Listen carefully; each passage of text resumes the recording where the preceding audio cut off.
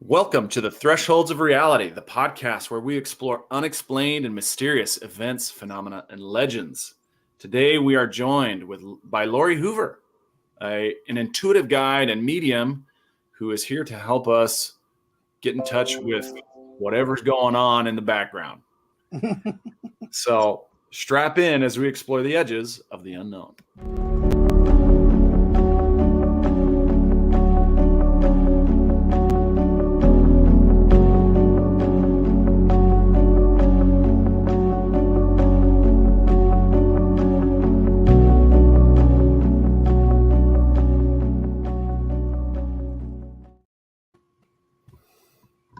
Well, good afternoon, Lori, and good afternoon to all of our chat members ready to explore the mysterious.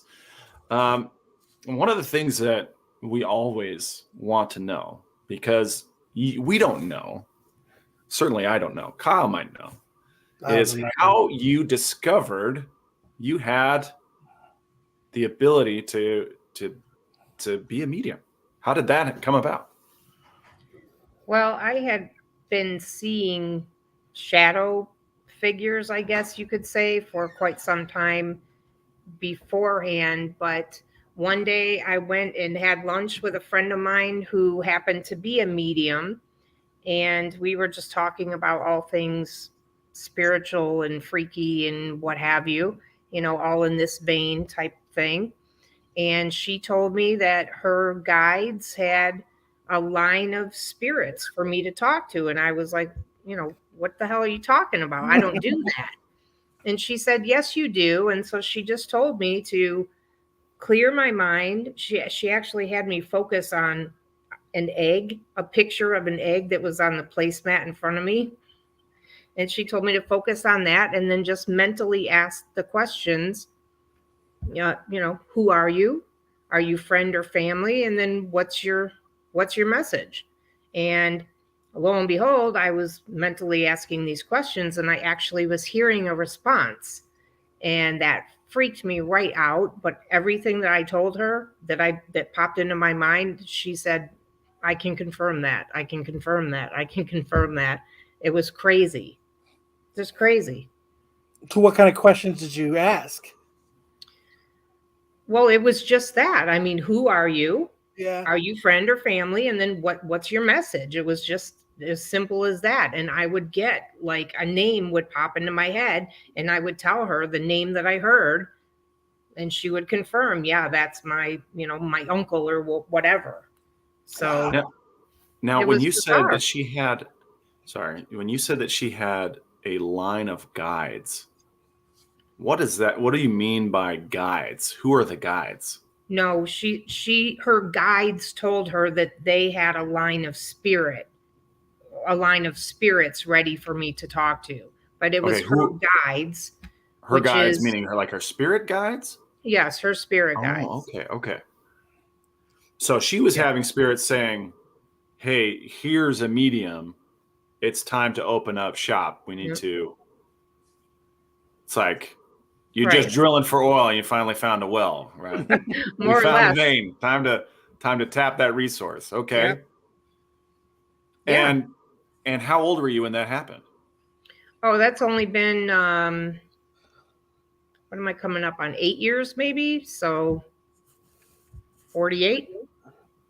Oh, okay. So fairly recent. Did you have any hints like earlier in life, or was it just at that moment she says, actually you're a diamond in the rough and it's time to start getting to work? I've always been intuitive, but I didn't actually know that it was intuition. I just sort of knew things. So, but that's my whole life has been like that. And I didn't really know that was what it was called until, I don't know, 2006 or something, when I started actually exploring what the hell is intuition and what does it mean and all of that. But yeah, other than seeing things out of the corner of my eye, I had never really had experiences like that in a personal way, other than when my son was I don't know, maybe 3. So somewhere around 2009, I guess, there was a bunch of issues going on in our home. And we had a spirit, we had something going on. My son was terrified to be in his room. And we had a group of ghost hunters essentially come into the house. So even though I had an experience with it, I personally had nothing. I didn't see anything, feel anything, hear anything, nothing. It was all what they got, their EVPs or whatever they call that. Yeah. So nothing until the past, 8 or 9 years. So did your friend help you hone in your abilities so that you could, or did you just figure it out on your own and kind of research and figure out how to just do it? It was after that day, it just never turned off. So it was just, I just kind of, went along with what I had done with her that day at lunch and just, okay, I can feel somebody's here. And it's weird because I actually do feel something physically, like a warm sensation between my shoulder blades, almost like somebody has their hand on my back. So there's a heat to it. And I just, you just sort of get this tingly sensation and I can tell, okay, somebody's here. And so I just kept doing the same thing, who are you? What do you want? Type of thing. And I actually was getting responses. So it's just never shut off. So it's crazy. It just turns on and away you go. That's pretty cool. Yeah. And from what I understand, it's not really common. A lot of people, if they're a medium, they've always had that, it's, to some degree since they were kids or whatever, at least the people I've encountered. Yeah. A lot of the folks that we have on our show, that's this experience that they relate as well, that they've since childhood. So this is a case that really is more fascinating. What was your relationship with kind of the spiritual before you awakened to this kind of mediumship? I've always had an interest in I've always had an interest in, say, mediumship and UFOs and, the unknown type of things. I've always had an interest in it, but I never really had any sort of relationship or experiences myself. But there's the religious connotations of being a medium.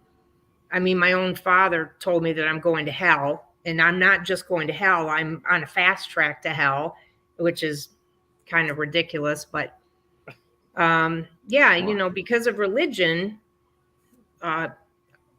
anything that would have ever come up for me, I would have shied away from it. But my views have changed considerably in the past 8 or 9 years. Because of your experience. Yeah, 100%. Yes. And so your relationship with the spiritual was largely related to your religious experiences. Is that fair? Yeah, I didn't have a relationship because even though I had an interest in this stuff, I would never really explore it because, I was always told and taught that I would be, that it's demonic almost. Yeah. So I never wanted to delve into that because, there was a part of me that was terrified of it. And then I read a book called Conversations with God, and it changed my life. And I was like, hell yeah. In what way did it change your outlook? Well, because I never felt in alignment with what I had been taught as far as religion went. It never felt real to me or true, what all the stuff that they talk about in the Bible and stuff. It never resonated with me. And I read this book, Conversations with God, and I actually sat there and cried through a large part of it, just nodding my head and crying because I felt so much relief because of the fact that I was not the only person feeling that way. I wasn't alone in my beliefs that this is a bunch of BS. So, it changed. And when you're talking about this is a bunch of BS, you're talking about kind of the religious aspect of it? Yeah, organized religion, yes. Okay. I mean, not to say that I don't believe in I believe that there's something else. There's something, bigger than us, but I don't believe it's some bearded dude in a robe, I just, my beliefs are completely different. No, you're not referring to the Big Lebowski when we're talking about big dude in a robe, right? No, no, I'm not. Okay. Yeah, so that is a fascinating journey. So you went from kind of maybe a middle of the road kind of skeptic to a believer in the spiritual. So you've given up kind of organized religion and now moved into kind of a spiritualist. I don't know the word, but spiritualist type of realm where you're now communicating with spirits on a regular basis, and um, and it's kind of moved you away from the traditional portrayals of God as an entity, Yes. or as like a kind of human-like entity. Right. Um, It's just energy. Energy.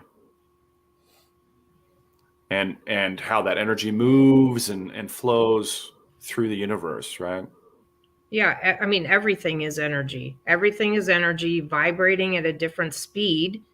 And, the higher realms, the spirit realm is just, they're vibrating a lot higher than we are. And so, in order for me to connect with spirit, I'm pretty high vibing, I think, for a human, but it's like I have to raise my vibration and then they will lower theirs to meet me in the middle. And that's Yeah. how I connect with spirit. And how That's do you raise your vibration? For Just me, it's all about concentrating? focus. Is that yeah, okay. It's all about focus. It's about being of service and knowing the intention behind my wanting to do this is to help the person who is on the other side of it to get the healing or the peace or the closure or whatever it is that they require from that message, if you will. So for me, I never thought that there was a higher calling than to be able to give somebody, a sense of closure or peace. And so when I focus on that, it's just, I just focus on the good stuff. Or I just do, I watch raunchy comedy, like British comedy is just the nastiest and the funniest stuff ever. So I'll watch that or whatever. I put myself in a happy, joyful state of being, and yeah, raise your vibration. so the way that you describe it as like spirit coming down and your kind of vibration or your frequency coming up. We've had other quote unquote psychics or mediums on the show that described it in almost the exact same terms. Oh, well, And so it makes me curious, like, what is your career or educational background that kind of gives you the context for how to orient yourself in this space? none, nothing. I worked in automotive. I worked at GM. I've worked at Chrysler, Mitsubishi, Volkswagen. I've been, like administrative type of stuff or project management type stuff, and nothing to do with anything like this. That's so fascinating. So it's kind of been a very materialist kind of career up until this moment.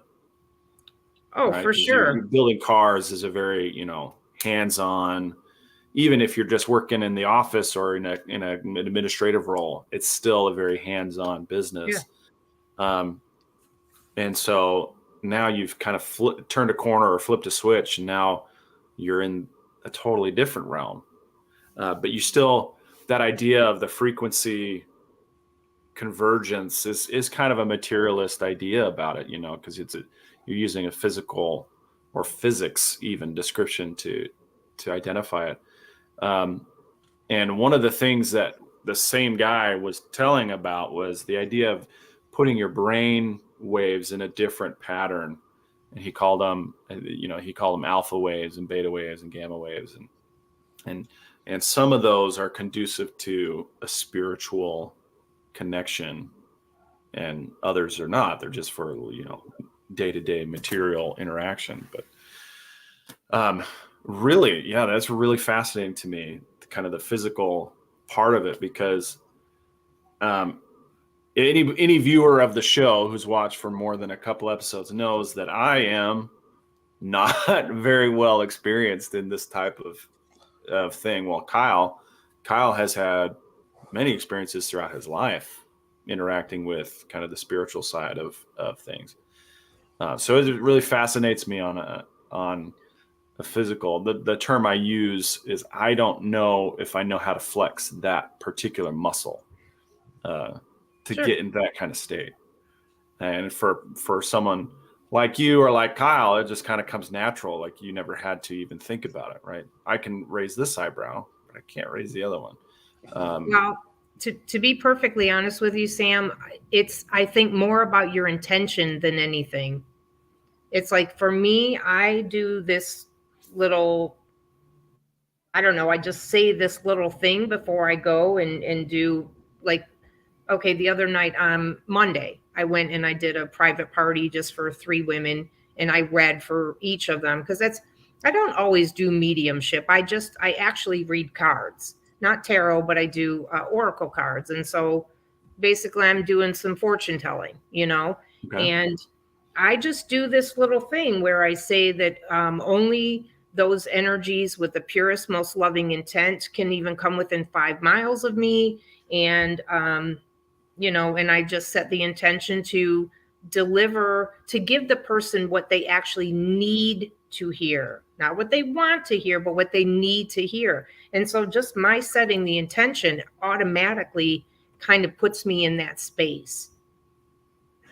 So what are oracle cards? Oracle, they're just oh my God, there's so many different ones. I can't really pick any one in particular. I think I have like 111 or 112 decks right now. Wow. But they're all different. They just each card gives you some little message. Like in the tarot, they are essentially, the card holds the same meaning, right? Yeah, they're kind of archetypes that have a fixed meaning, a fixed representation. Right. So like you get the Tower card, the stuff's going to hit the fan, right? So it's sort of like that, but in the Oracle decks, each deck is different. So each card has its own meaning, and I don't know. I have a set of, I think I use like 14 decks typically. Very rarely am I guided to swap those out with others. So I have essentially 14 that are my primary decks that I use, that I pull from. And my guidance will tell me, okay, go to this deck, and I'll just shuffle and I pull 3 cards from each deck, and I will feel what they're trying to convey using those cards. So, I mean, it's essentially the same thing, but they're, they just have different meanings. It's not just Who makes them? Like where are you? God, everybody Makes them. There are so many different people, just random people, that have created their own oracle decks. It's crazy. But the original ones that I had were, most of them, by Doreen Virtue, who she reverted back to, I don't know, she went back to Christ. And so she like denounced all of her previous work with angels and all of that stuff. But yeah, but most of my decks of cards are from Doreen Virtue, which is published through Hay House. So you have 14 decks sitting there, and so like say you're giving Sam and I a reading. Yeah. And so like I don't ask you anything, but I was like, okay, you can start with me, and you look at your decks, and one of those decks are given a vibration that makes you pick it up, or Yeah, I'll just be drawn to it.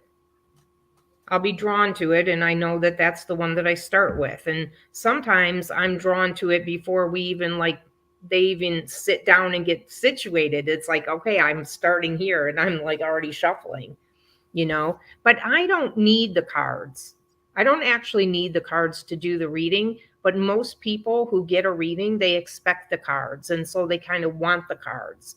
So it's kind And of theatrics in a sense, like eh, it gives more to the experience. it definitely does give more to the experience. And a lot of times people they don't necessarily know what they want to know, because I get a lot of virgins, if you will, people who have never actually had a reading before, and so they'll sit down, really. So they'll sit down and they'll say, "Well, I don't really know what to ask." And so it's like, "Okay, well then that's fine. We can just start with the cards and I will give you whatever I get." And it can be about anything. It can be about their relationships, it can be about their career, it can be about even other people, their kids, their family members, whatever. I mean, nothing is off limits. I don't love giving things about like medical issues or things like that, because sometimes I see stuff that isn't really great, but I leave it open. So yeah. That's interesting. How long does a reading last, and what what is there like a recording? Do you record it so they can kind of keep it, or is it just something that they have to remember?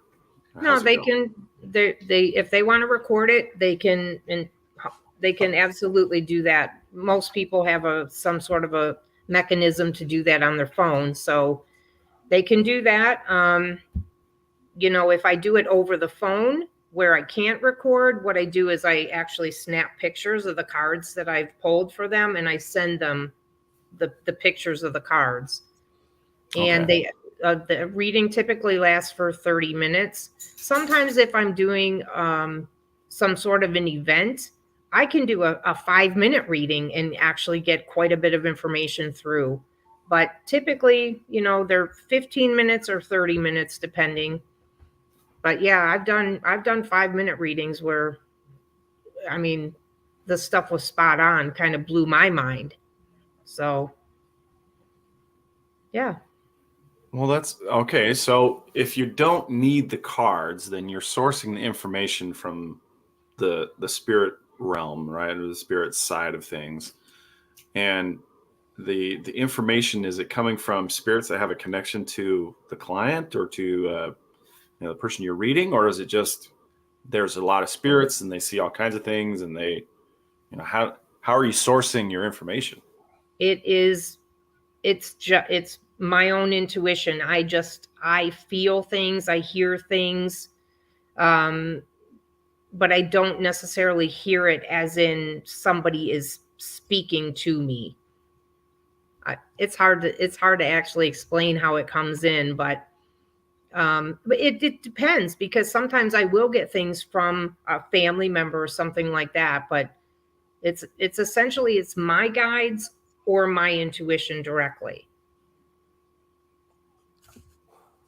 That's what I So was going you to ask. have, I was like, do you, after that original experience, did like, because now you said you had guides, so after that experience, they came to you, and how did they come to you? Because that's what I was curious about, the guides.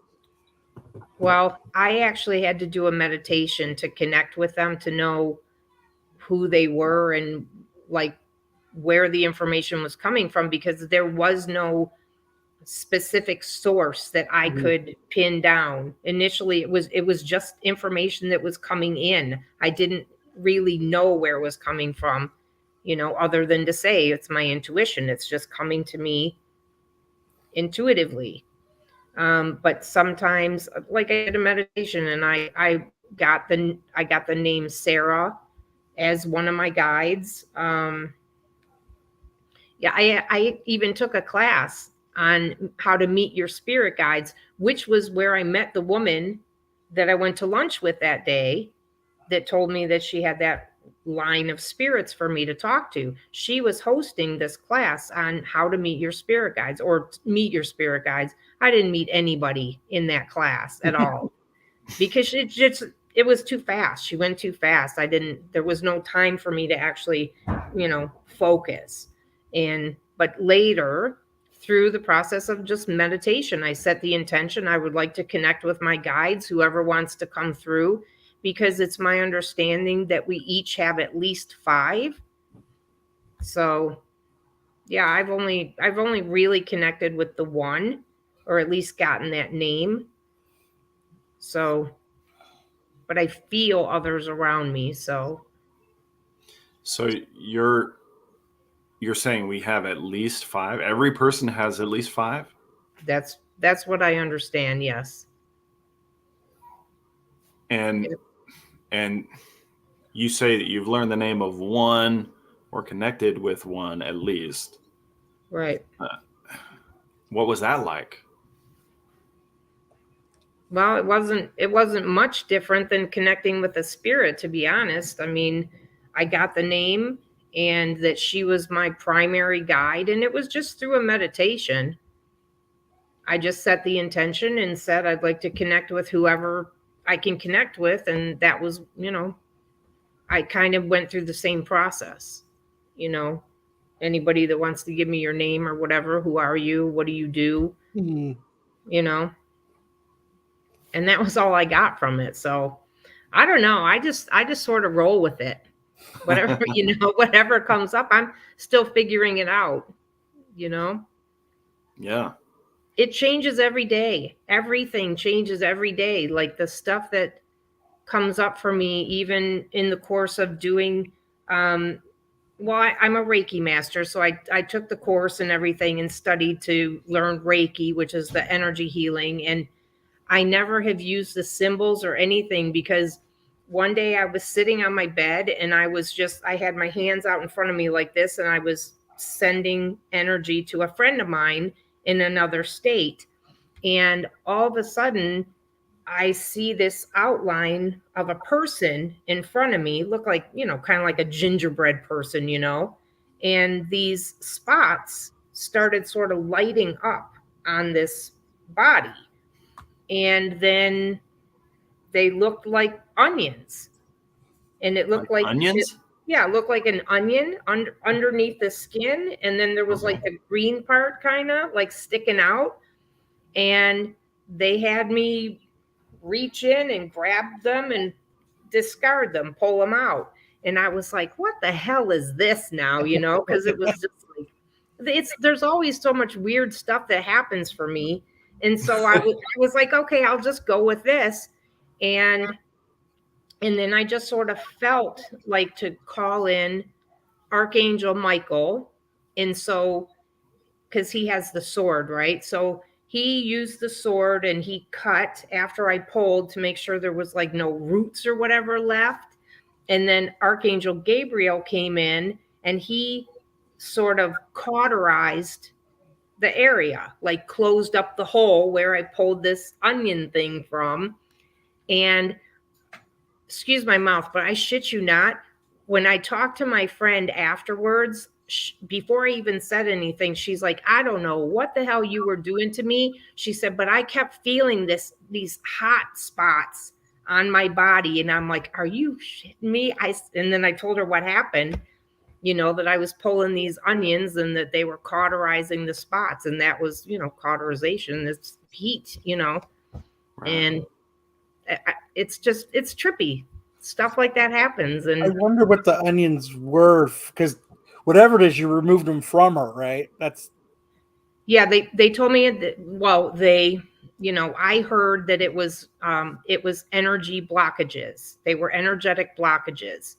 And so yeah, just pulled them out. And so now I'll do that periodically for people, and I just call it my onion removal process. So should we eat less onion? Are you a fan of onion? I love onion. I love onion, definitely.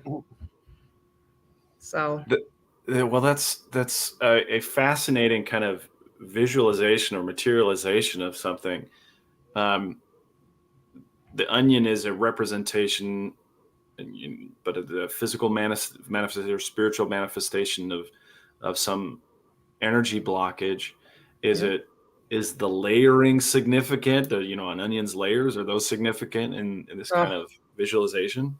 Yeah, not in that particular thing, because I'm just yanking the whole damn thing out. But Sure. I do use the analogy of an onion all the time, because anybody that's on this spiritual path doing any kind of work like this, energy work or anything like that, you kind of get the concept of peeling back the layers, because there's so much personal healing that has to happen in order to like get down to the nitty-gritty of who we actually are and what we're doing here. And you have to heal all this childhood trauma and all this other crap. And so it is like that. It's like peeling layers and healing, and then go to the next layer and then heal. And so, yeah, I use that analogy quite a bit.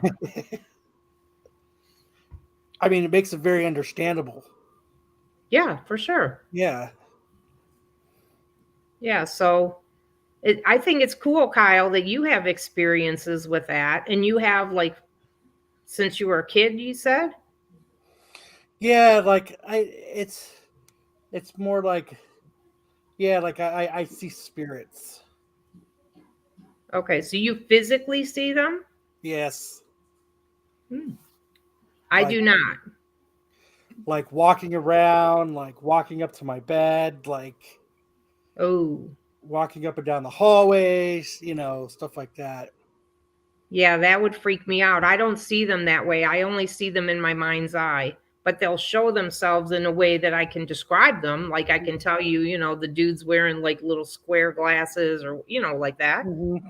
I can even gauge like a height, but not always. That's cool though, but that would freak me out, I think. It did at first. Yeah. And then it just kind of became the way it was. Right. Yeah, for sure. And I've never thought about trying to help or do anything or ask anything. I just let them do their thing. Wow. I don't try to, you don't want to communicate. You don't want to open that door. Like the one that comes up to my bed and goes, "Where's George?" I don't know, George. Wow. I don't know. Yeah, Kyle has the same relationship with his ghosts as most people have with their cats. Like he set out the litter box, he set out some food, and then you just let them be. That's funny. Because it's always just been there, so I never. Well, sure. I just because it's I mean, if it becomes, it's like a normal thing for you, then you just kind of don't really think much of it, other than the fact that not other people, most other people aren't experiencing the same thing. Yes, but it seems like, and it seems like they come and go sometimes. Like, and there'll be new ones. There's a few that always are here. Like, my wife, like when I was gone one time, she had one that was standing on my side of the bed and then like lunged at her. Ooh, no. But I've never seen that one here. I haven't personally. And she hasn't seen it since. It was just that one time. And it was, she wasn't like half asleep. She wasn't like it was like 4:00 in the afternoon. Oh, wow. She was just watching TV and she just looked and there's like this, person standing there. And yeah. I will say this about that type of experience. I've never had, well, not to say never, because I actually, one time I was at my former in-laws house and we were all at a party down the street, essentially. And I went back there because I had to go to work. So I had to get my car and leave. And it was like a 45-minute drive. So I ran in the house to use the bathroom before I left. And as soon as I walked in the door, this spirit rushed me. I mean, I felt this, you know, and I was like, you back off of me. You are not allowed to do that. And you can set the parameters by which they will interact with you. You get to call the shots. And a lot of people don't know that. And because I've had them come to me in the shower, and it's like, get the hell out of here. Yeah. You know, that was really uncomfortable for me. Because I mean, it's not a big deal to them, because once you transition, that's it. They don't, the physical part of it is irrelevant. But for me, it mattered because I knew the guy. I grew up with them. It's like, get the hell out of my shower. That's not cool. I've never seen somebody that I've known. It's always been like randoms. Yeah, the stray cats in the neighborhood. I guess so. I don't know what to call it. Or whatever already attached to the house, or whatever is, Yeah, well, I'm surprised though, Kyle, because normally when they recognize that there's somebody there that can actually see them or hear them, they want to communicate and say, hey, pass along my message or whatever. So I'm kind of surprised that you haven't had anybody sort of pressing for that sort of interaction. No, not once. Like, it's always been, I kind of halfway almost expected it, but it's just, no one's, maybe because I don't know. Part of me is kind of nervous to say, why are you here? What do you want? Right. Because once you acknowledge that, then they're gonna start talking, and then it's gonna be like, oh shit. Yeah, and then I feel like then I'm obligated to like do something. See it through. Right. Yeah, so yeah. I just let it be. Yeah, that's cool too, though. I mean, I think it's awesome though that you can see them physically, because I don't have that. I don't have that, but I have said, like, even if it was my own mother, they're not allowed to come to me when I'm in the dark or when I'm in my car. That's a no. That's a no for me. Do not come to me in any way, shape, or form that would freak me out. And even if it is my own mother, if I'm in the dark in my room, yeah, you're going to scare me, Only one time did something happen, and it was actually when my mom was passing. I was asleep in the guest room at her house, and my grandmother came in and she put her hand on my right shoulder and kind of gave me a little shake, and she said, it's time.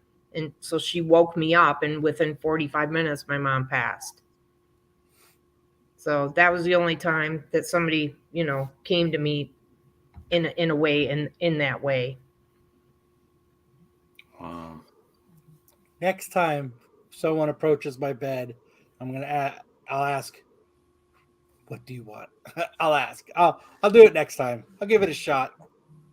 Honestly, I'd be very curious to hear what they say, because the fact that they're approaching your bed at all is interesting. Why are you in my room? Was this your room at one time? Am I in your bed, or at least the spot that your bed occupied? Because it could be that. It could be that they're attached to the house in some way. So, yeah, I mean, I'd be interested to find out, honestly. It's an ongoing saga. We're in this kind of love-hate, will they, won't they relationship with Kyle and his ghosts. Nice. Next time. Yeah, we've been doing this whenever I get to 7-8 months now, and we were a month in when Kyle finally told me that he sees ghosts. I was like, dude, that should have been episode number 1. Why am I just finding out about this now? Yeah, seriously. It's not so you've been doing. I'm sorry. You've been doing this 7 or 8 months? Oh, this podcast. Kyle's been seeing ghosts for his entire life. Yeah, that's why I meant the podcast. Yeah. Yeah, I think I'm 10 months into mine. I remember when I first seen just fascinating things. Yeah, my parents never believed me when I was growing up. Hey, I saw this. Hey, I saw this. Okay, whatever. Okay. Right. And I remember I would always tell them, hey, sitting on the couch, there's like a tall guy and like a short, fat guy, and they're sitting on the couch right now. Whatever. I tell them all the time they're sitting there. They're right there. You can see them. And finally, I was gone. I was, out and about because, I was a teenager then. I was out and about somewhere. And our neighbor, she was probably maybe 9 or 10 years old at the time. She was there. I think like her and her mom were there hanging out or something. And she goes, do you see those two people sitting on your couch? And my parents went, what two people? She said the tall guy and the short fat guy. And my parents were like, oh my God. God. Yeah, he hasn't been lying or whatever, making things up. Yeah, so anytime I said anything after that, they just, they were like, all right. Yep. Yeah. Yeah, They were like, can you just not tell us that anymore, please? Yeah. Like they would tell me when I would leave the house a lot of times, within 10 seconds of me shutting the door, my mom said she could feel something either push her or whoosh past her. The door would open and the door would shut. Yeah. Like they were following me out. They were trying to catch up. And it happened often enough that it was routine. They didn't think anything about, me leaving and then a few seconds later, the door opening and closing. So what, from your perspective, I'm curious about that. Did you actually see who it was that was following you? Was it the two men or? I'd never seen who. I never saw that one. It just was, that's just what my family would tell me after I would leave. Wow, that's cool. That is very cool. So you also have a podcast. Tell us about your podcast. My podcast is called Wake the Fuck Up. Yeah, that's a great name. It is, it's the premise of it is to hopefully get people to remember the fact that we're all connected, that we are in this shit together, whether we like it or not, and to hopefully, get some awareness, wake them up to that fact, and so that they can show up better in their lives. Look at, what are we doing? Am I actually doing what I'm here to do? Do I love what I'm doing? How am I behaving with other people? I've had people on there that are like me, that are psychics. I've had people that do energy work, or, massage therapists, people that do past life regressions. But I've also had people on there that talk about climate change and things like that, because, tiny houses and, things that affect the planet as far as, our the carbon footprint and all of that, because it all goes hand in hand. Mm-hmm. So showing up for ourselves and others in a way that is better than what we've been doing, because especially here in the US, oh my God, we could do so much better than what we currently are. It's ridiculous. Oh yeah, for sure. Yeah.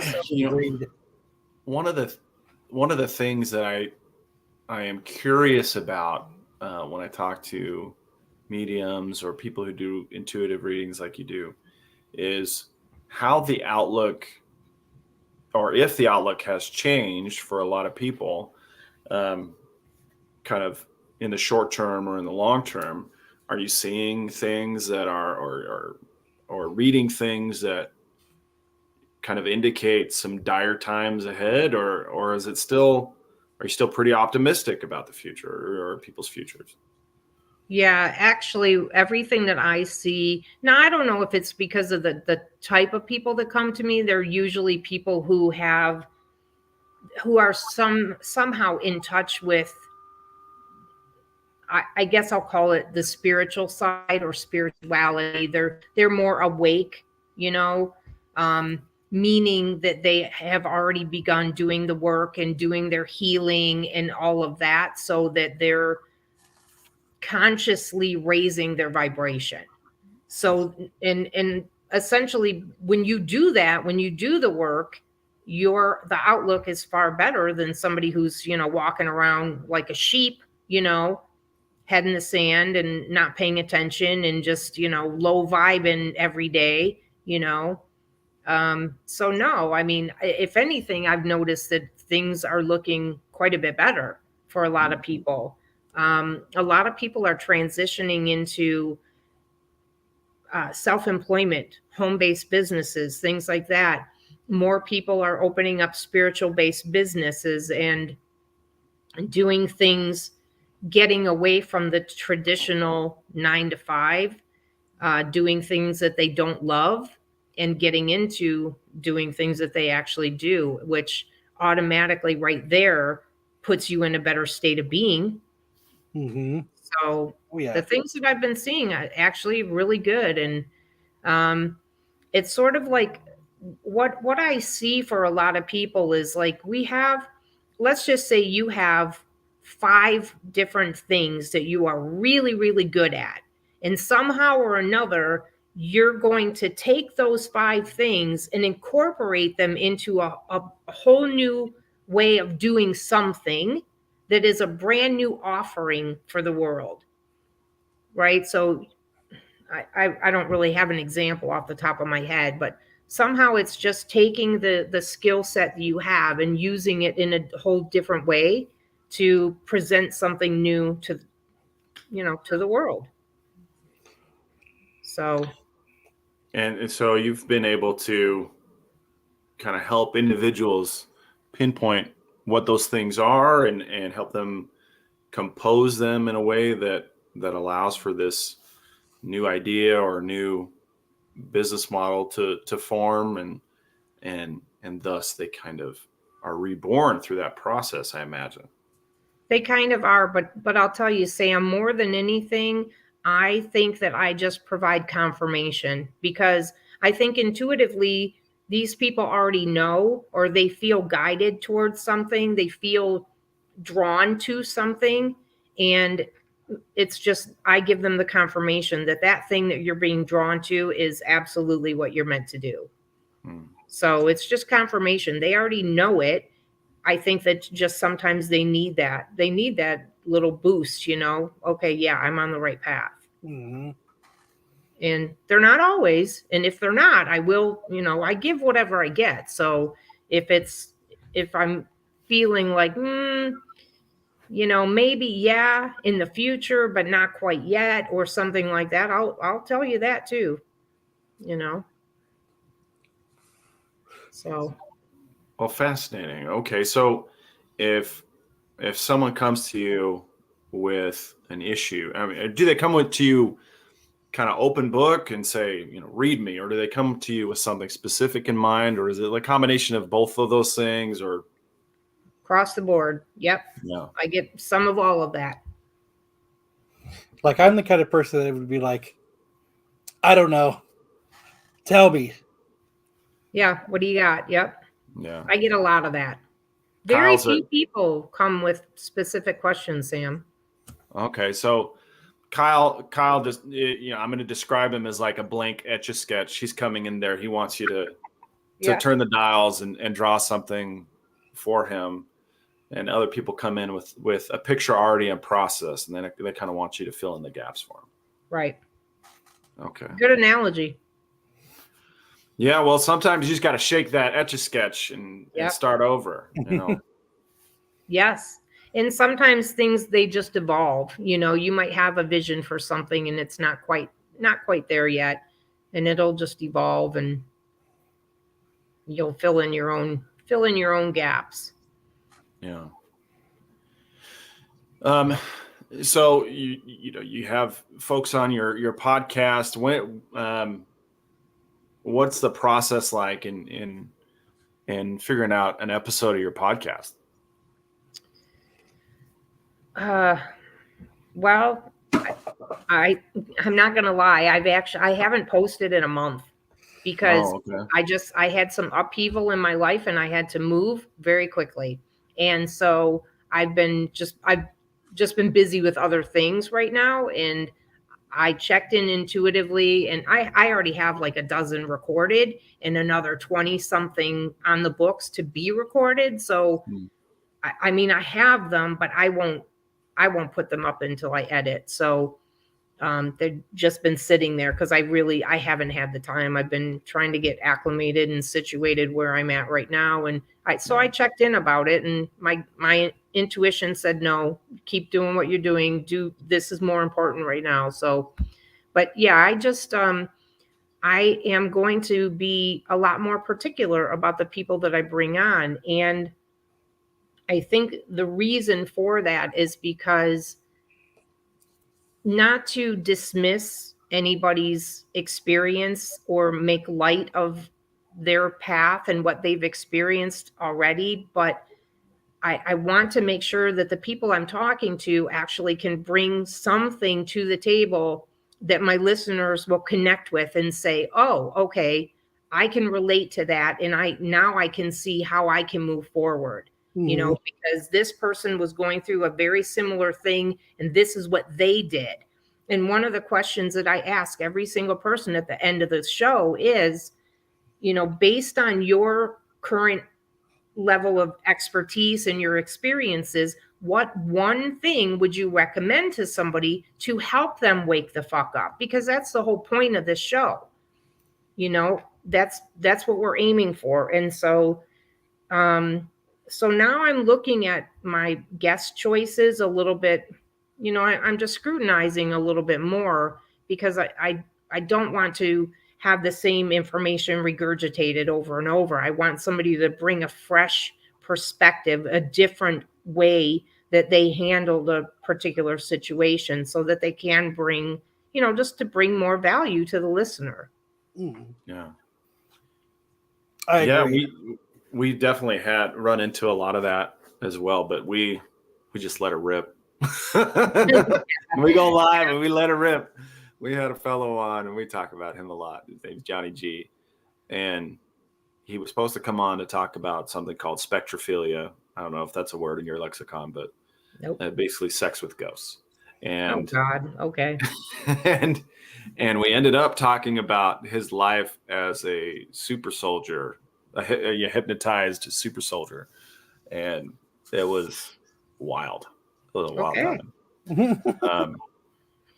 So yeah, we definitely we let her rip. We don't even edit. We just ready, fire, aim. There you go.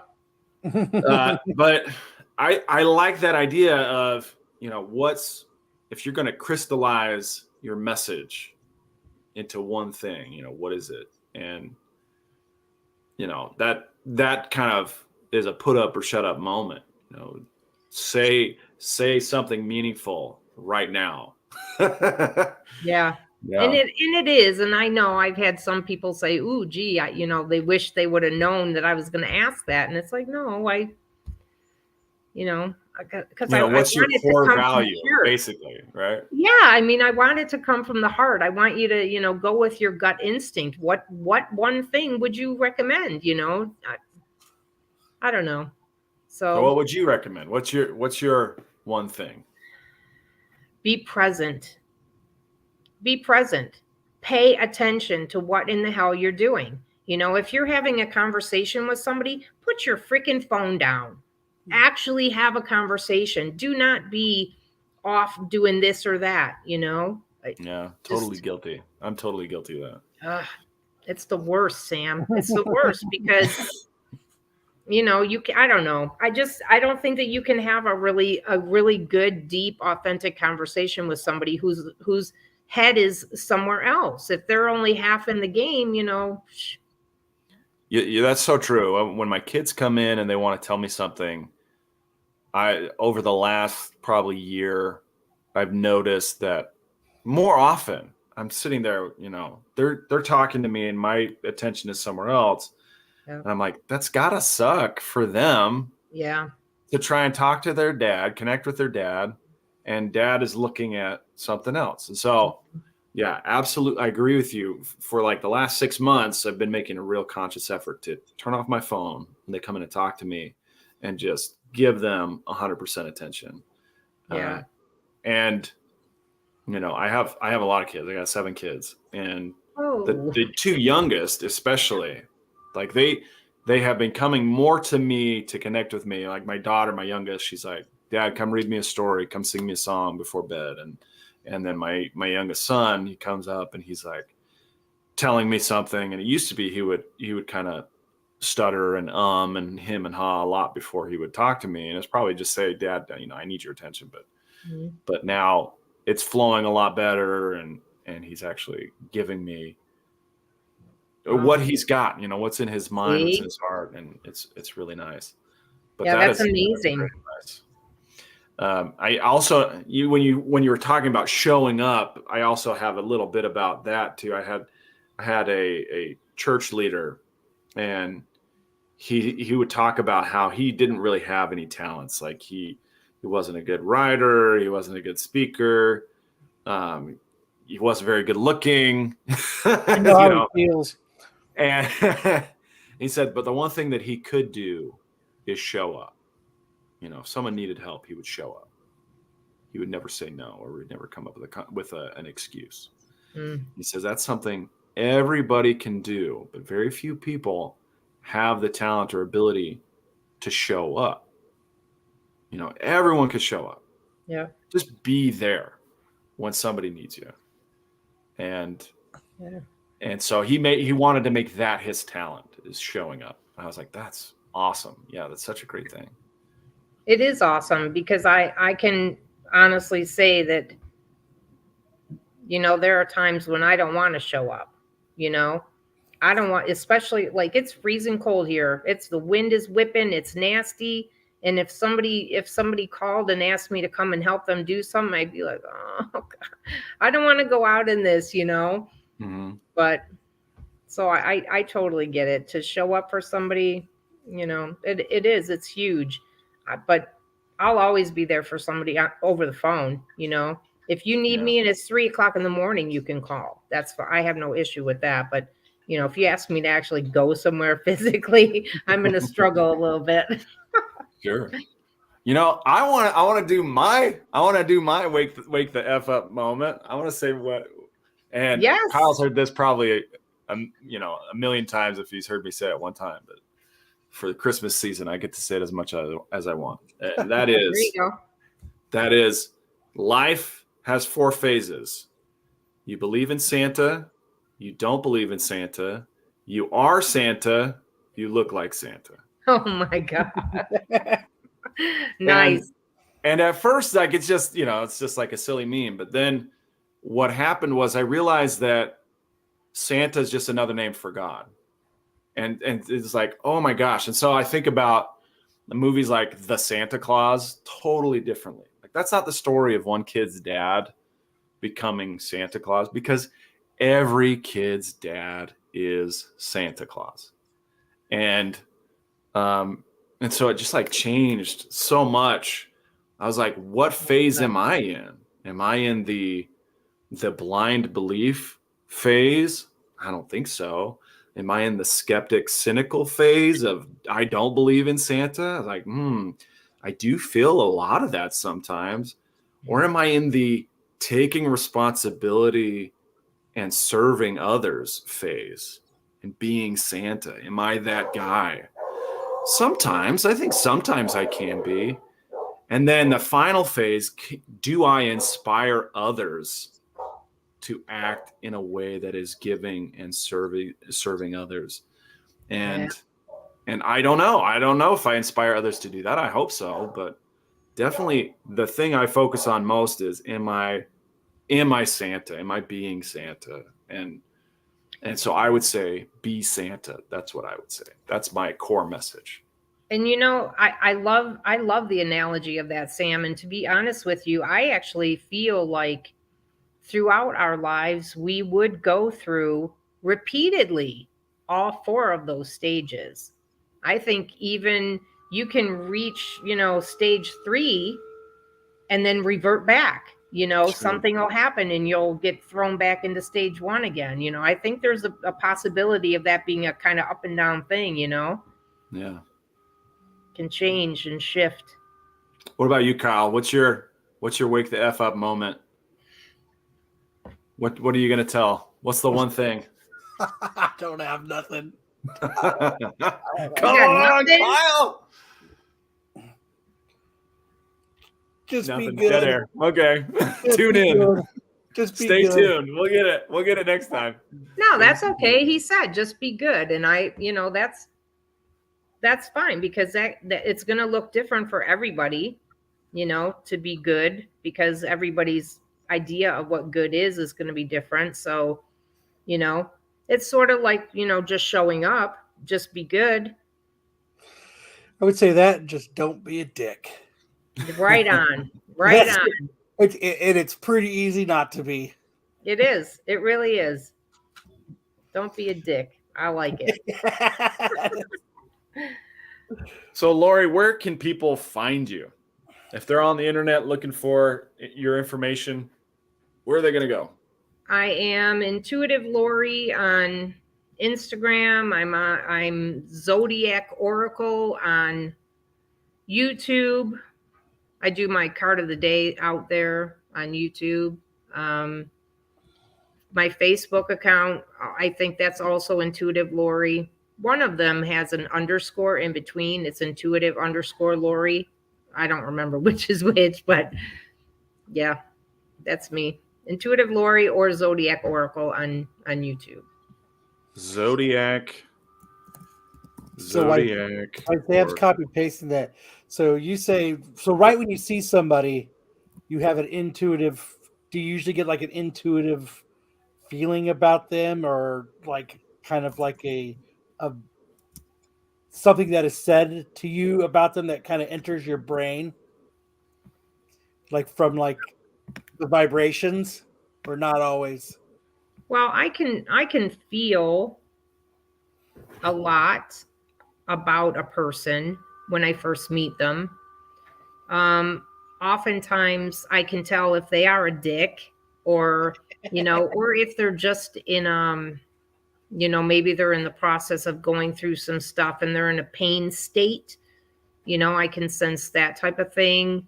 Yeah, Like, I don't know. What did you get for me and Sam when you entered in and our discussion? Like what vibrations, or what entered your brain as we were going through our chatting? Well, I just felt like you, Kyle, would be more of a smartass like me, and that Sam is just kind of more chill. That's pretty good. That's fair. Yeah, I am. Kyle is kind of a smartass. Yeah, I be a dumb one, right? Yeah. All right, so Intuitive Lori has the underscore. All right.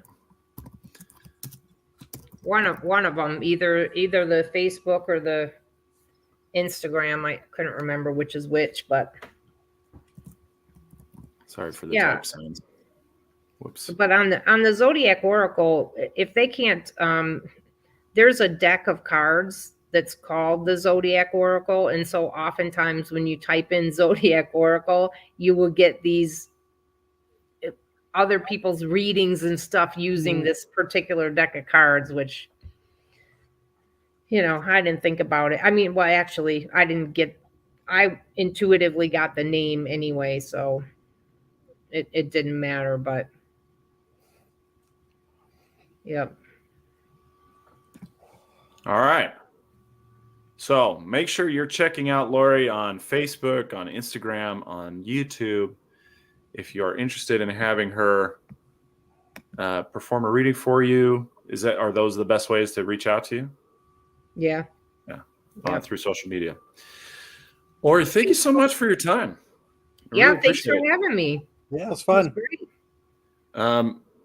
As always, if you enjoy our content, please make sure that you like, comment, or subscribe. We appreciate everybody who was viewing live. And until next time, keep on exploring the edges of the unknown.